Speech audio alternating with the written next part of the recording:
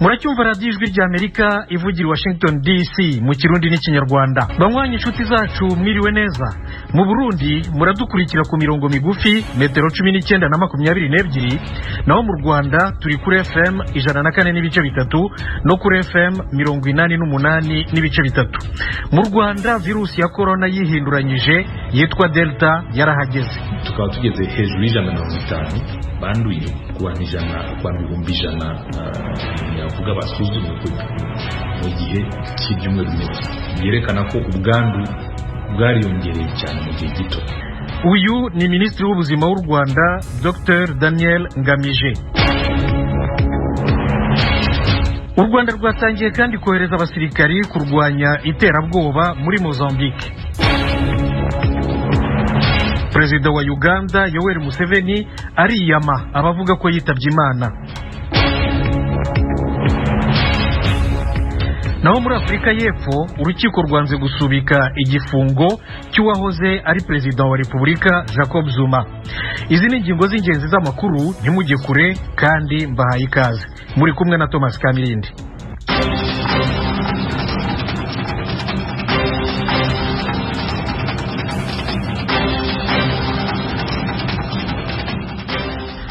Duhere ku makuru yo hirya no hino ku isi. Libya yafunze imipaka yayo na Tunisia igihe cy'icyumweru bitewe n'umubare w'abandura virusi ya corona wiyongera cyane muri Tunisia. Eugenie Mukankusi arabagezaho iyi nkuru. Umuvugizi wa guverinoma nshya y'ubumwe bw'igihugu ya Libya ejo yatangaje ko irimo gufunga imipaka yayo n'igihugu gituranye Tunisia. Ni icyemezo kije nk'intambwe yo guteganya mu gihe guverinoma ivuga ko ibintu birushaho kuba nabi kandi urwego rw'ubuvuzi rwasenyutse. Ni mu gihe kandi umubare w'abandura ubwoko bushya bwa virusi ya corona Delta biyongera muri Tunisia. Hafunzwe imipaka yombi w'ubutaka n'uw'ikirere kandi ikibuga cy'indege cya Tunisia cyatangiye gufungwa guhera saa sita z'ijoro ry'ejo kuwa kane nk'uko yatangajwe na Mohamed Hamouda, umuvugizi wa guverinoma y'ubumwe bw'igihugu. Hamouda yanavuze ko kaminuza n'andi mashuri byahagaritse amasomo ku gihe cy'ibyumweru bibiri kubera izo mpamvu tumaze kuvuga. Nyuma yo kubasha guhagarika ubwandu mu nkundura ya mbere y'iyo virusi mu mwaka ushize, ubwandu bwongeye kwiyongera muri Tunisia. Igihugu cyashyizeho ingamba za guma mu rugo mu mijyi imwe kuva mu cyumweru gishize, ariko cyanze guma mu rugo y'igihugu cyose bitewe n'ibibazo gifite by'ubukungu. Umubare mbumbe w'abanduye muri Tunisia warazamutse ugera ku bihumbi 465 n'abarenga 15,000 bapfuye. Muri Afurika y'Epfo urukiko rwangiye Jacob Zuma wahoze ari umukuru w'igihugu kwigezayo igihano yakatiwe cyo gufungwa umwaka n'amezi 3. Fidel Niyongabo yaduteguriye inkuru. Nguko bitangazwa n'itorokanizo ry'amakuru ry'Abafaransa AP, Zuma yatangwa igihano cyo gufungwa amezi 15 ku munsi wa kane, azoguma mu myororo inyuma yuko ivyo yasavye vyiyamirijwe uno munsi kwa gatanu na sentare nkuru yo mu gisagara ca Peter Marisburg. Zuma asigaje inzira imwe y'amategeko mu kigoro kiwe kukurekugwa igihe azokumvirizwa na sentare ijejwe kubahiriza ibwirizwa shingiro ku munsi wa mbere. Afungiwe muri iki gihe mu ibohero ryitwa Escort Correctional Center kubera yanse kubahiriza itegeko rya sentare rimusaba kwitaba komisiyo y'ubutungane iriko itohoza ku vyagirizo vya ruswa igihe ari perezida wa Afurika y'Epfo kuva mu mwaka wa 2009 gushika mu mwaka wa 2018. Bamwe mu bashirikiye Zuma baragize imyiyerekano mu bice bitandukanye by'intara komokamwo ya KwaZulu Natal, barazibira amabarabara mu guturira ibigata by'imodoka. Zuma afise imyaka 79 muri iki gihe yishikirije abategetsi gato imbere y'ikiringo ntarengwa ko c'isaha 6 zo mu ijoro ku munsi wa gatatu. Yajanywe mu ibohero rya Escort Correctional Center riri hafi y'ibirometero 200 umuntu avuye imuhiriwe ahitwa Kandla. Noneho tugarure Eugenie Mukankusi tujye muri Repubulika ya Demokarasi ya Kongo, aho abadepite batanze umushinga w'itegeko riha uburenganzira bwo kuba president umuntu wenyine ufite ababyeyi babiri b'abanyekongo. Ni umushinga utavugwaho rumwe na gato. Uwo mushinga w'itegeko wanenzwe umunsi kwa gatanu n'abavuga ko ugamije gutambamira umunyemari w'umumiliyoneri kugira ngo ataziyamamariza itora rya perezida ryo mu mwaka wa 2023. Uwo mushinga w'itegeko watekerejwe n'abashyigikiye perezida Felix Tshisekedi wagejejwe mu nteko ishinga amategeko ejo kuwa kane. abawushyigikiye bavuga ko ushaka kubumbatira ubusugire bw'igihugu no kubuza abanyamahanga kwivanga. Abadashyigikiye uwo mushinga w'itegeko bavuga ko udaha agaciro uburenganzira abanyekongo bafite ababyeyi babimukira kandi ushaka kwigizayo Moise Katumbi, umunyemari w'umuherwe wahoze ari guverineri, byitezwe ko aziyamamaza mu mwaka wa 2023. Ise umubyara ni umugereki. Olivier Kamitatu, umuvugizi wa Katumbi, yabwiye ibiro ntaramakuru byo mu Bwongereza Reuters dukesha iyi nkuru ati biragaragara ko ari uburiganya bw'abashaka kwihambira ku butegetsi. Umuvugizi wa Tshisekedi Kasongo Mwema yavuze ko perezida yagiye agaragaza ko adashyigikiye ubwoko ubwo aribwo bwose bw'ibiganiro bikurura amacakubiri, ariko yavuze ko atazi niba Tshisekedi azanga uwo mushinga w'itegeko. Kongo inafite amateka y'ubushyamirane akenshi bushingiye kuri politiki no kutumvikana gushingiye ku moko mu gihugu Kigali gikize ku mutungo kamere. Aha umuntu yavuga nk'intambara yo mu 1998 kugeza mu 2003 yaguyemo miliyoni z'abantu. Fidel Niyongabo nawe aragarutse muri Repubulika ya Sudani y'Epfo, bijihije uyu munsi imyaka 10 bamaze bigenga kandi Repubulika yabo ivutse. President Salva Kiir yatangaje ko igihugu cye kitazasubira mu ntambara. Perezida Kiir yahumurije abanyagihugu ko atazosubira mu ngwano mu ijambo yashikirije abanyagihugu ihimbaza umunsi wo kwikukira w'igihugu ciwe. Yasabye abanyagihugu gukorera hamwe kugira bogorore ku myaka 10 yatakaye, basubire gushira igihugu mu nzira y'iterambere muri iyi myaka 10 iri imbere. Ni mu gihe Papa Francisco yatangaje ko azogendera ico gihugu ni abanyapolitike bakora kurushiriza mu ntumbero yo kubungabunga amahoro acumbagira muri iki gihe, nkuko bitangazwa n'itorokanizo ry'amakuru ryo mu Bwongereza Reuters. Uno munsi kuwa gatanu Papa Francisco yabwiye abategetsi ba Sudani yo mu manuko ko bategerezwa gukora kurushiriza kugira bakomeza amahoro mu gihugu. Yemeye kugendera ico gihugu aho uruhagarara n'ubwicanyi bikirangwa mu bice bimwe bimwe. Yamara yatangaje ko bibabaje kubona abanyasudani yo mu manuko babandanya kubaho bafise ubwoba kandi batabona kazoza kabo.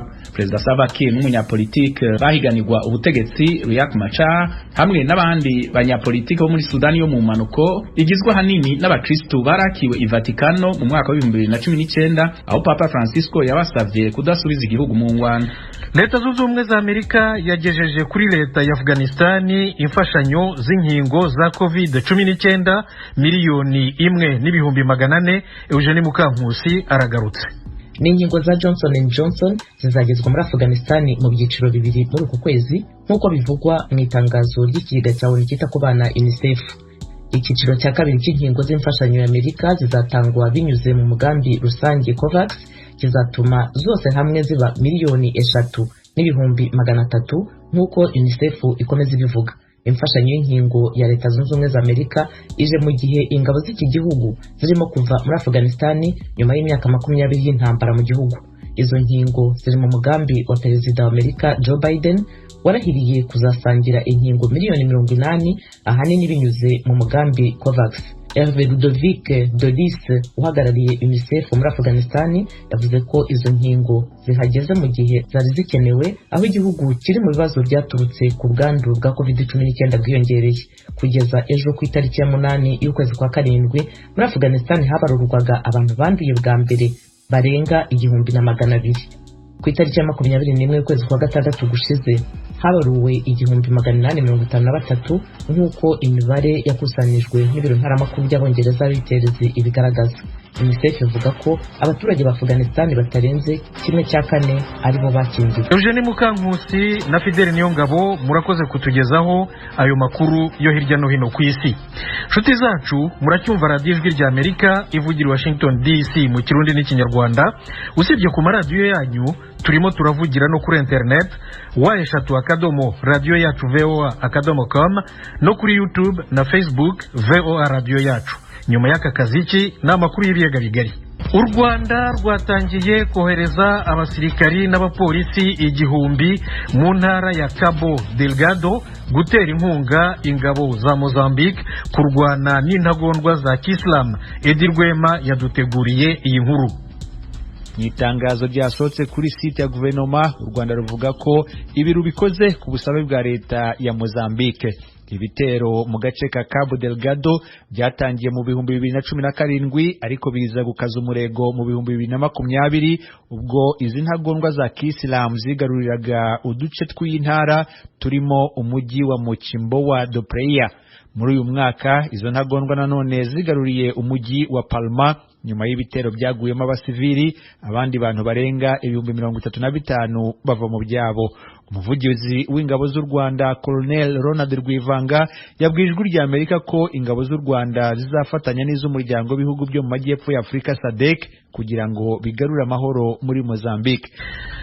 Tukiri kuri iyi nkuru y'abasirikare b'u Rwanda bagiye muri Mozambique, umuvugizi w'ingabo z'u Rwanda Colonel Ronald Rwivanga yabwiye ijwi rya Amerika kusibye ingabo za Mozambique izi z'u Rwanda rero zizafatanya kandi n'iz'umuryango w'iterambere w'ibihugu byo mu majyepfo ya Afrika SADC.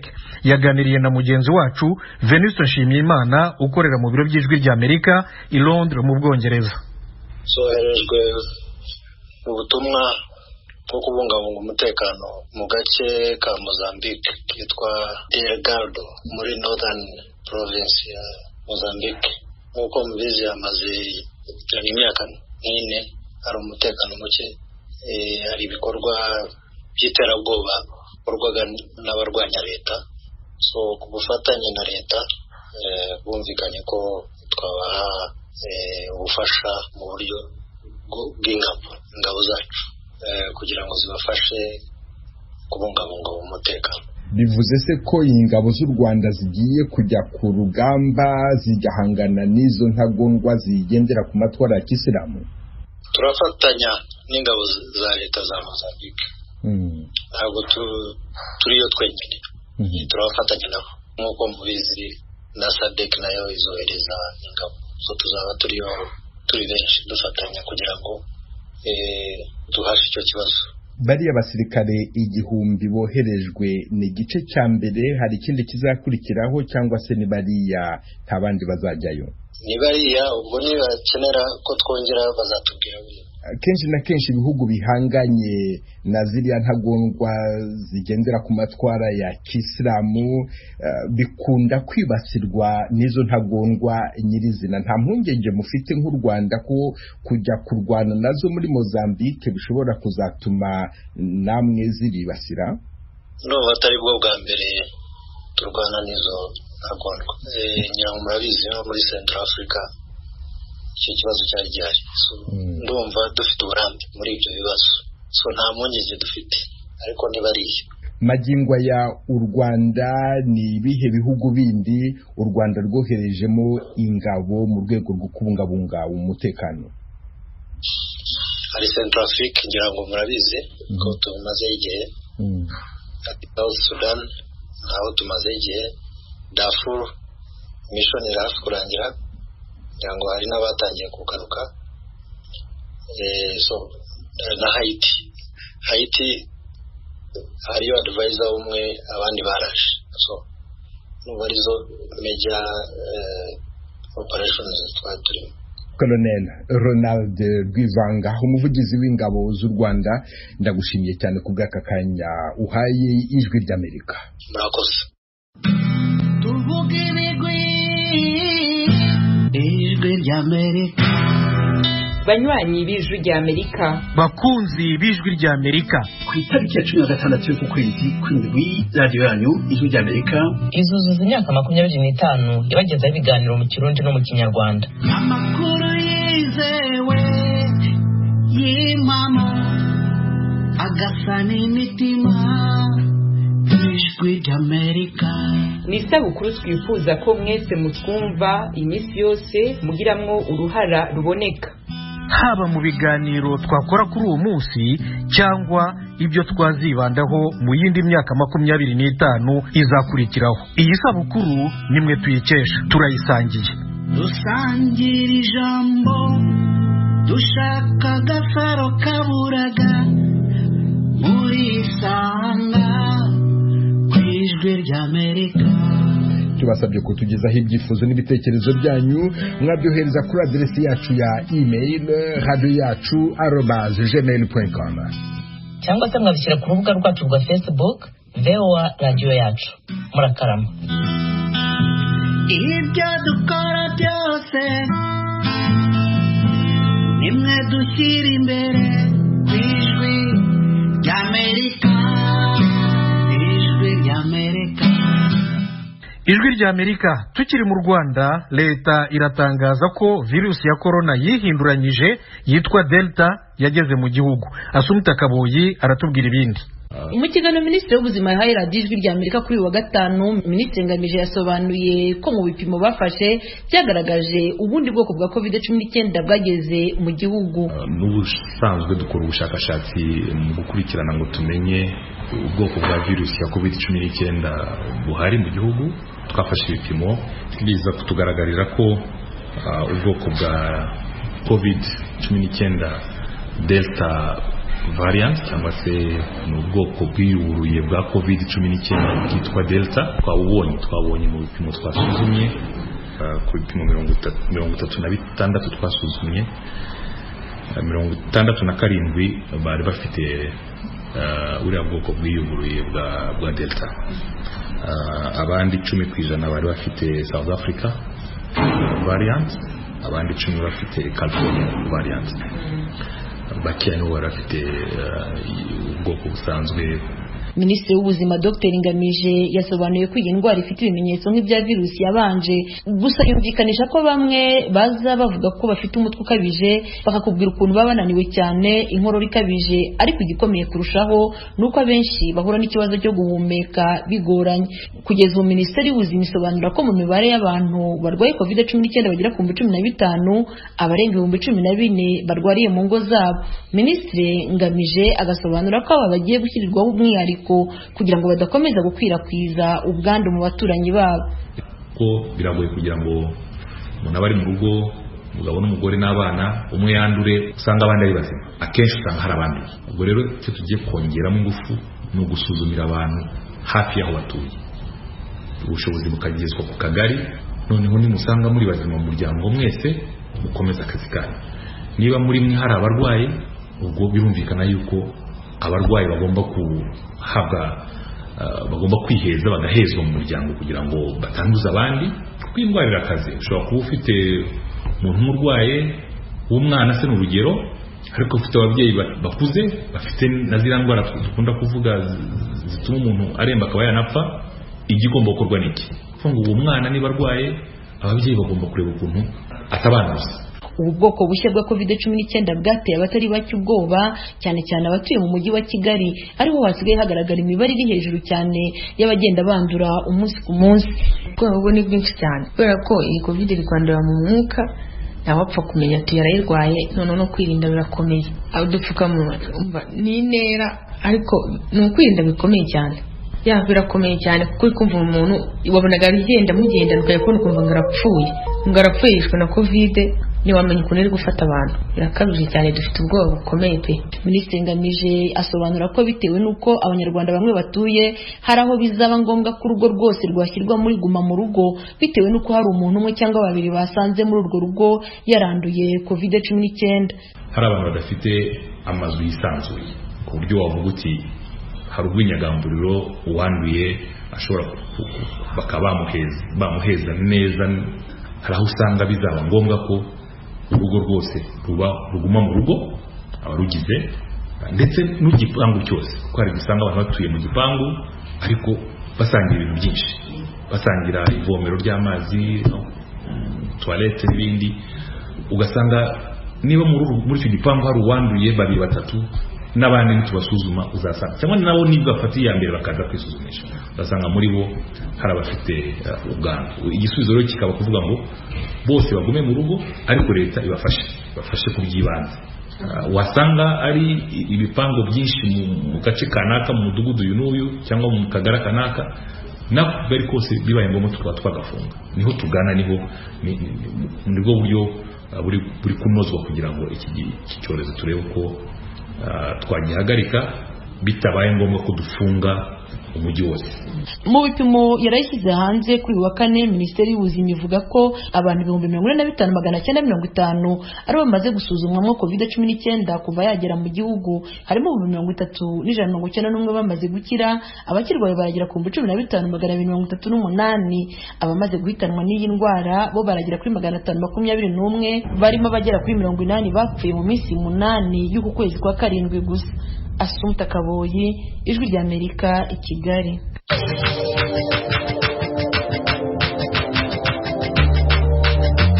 Mu munota umwe gusa uramenya amakuru y'Afurika kuri radiyo Ijwi ry'Amerika buri munsi.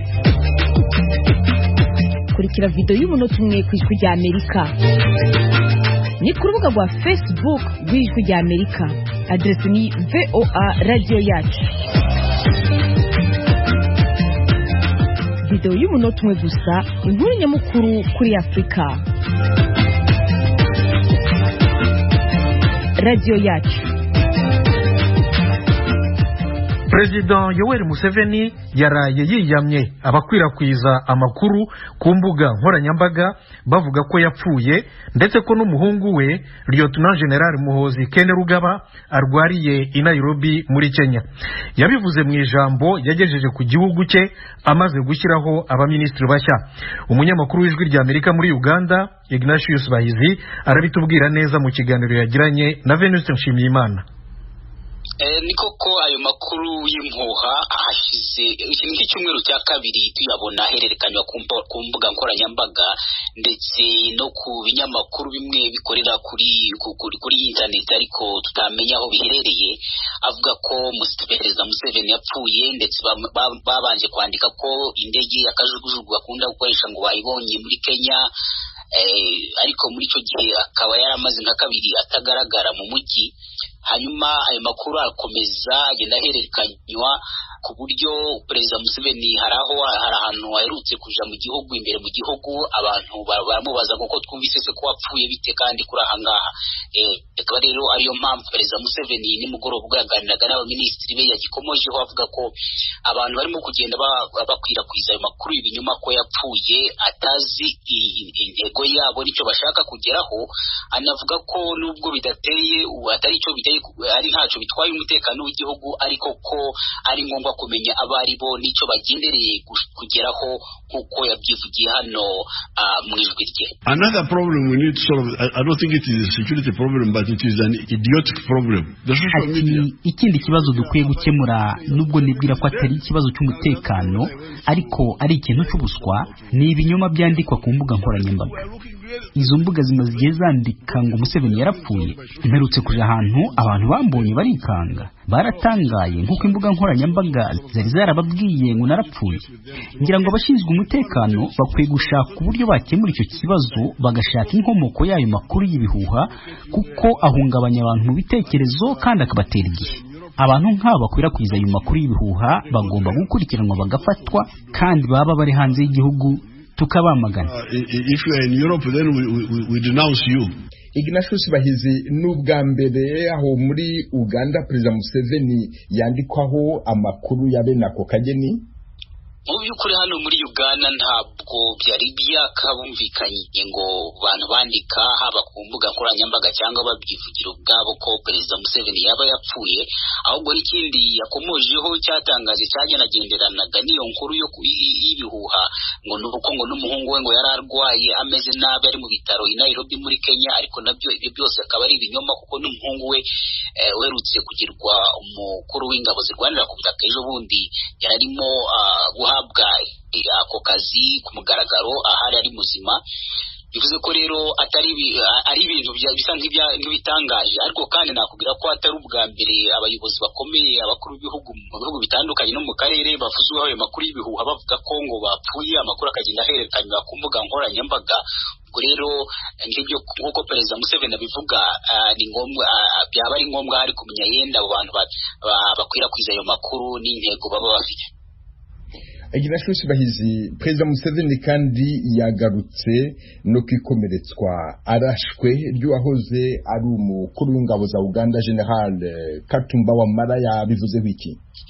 Perezida Museveni yavuze ko abagerageje kwica General Katumba Wamala ndetse bakica mu gitero cyahitanye umukobwa we n'umushoferi we.